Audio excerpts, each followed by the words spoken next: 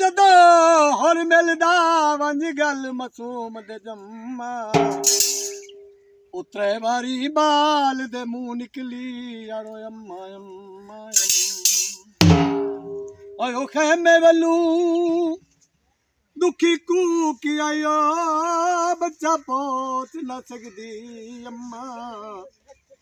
ते मैं कुहला चारी परदे दी तै नीर सुका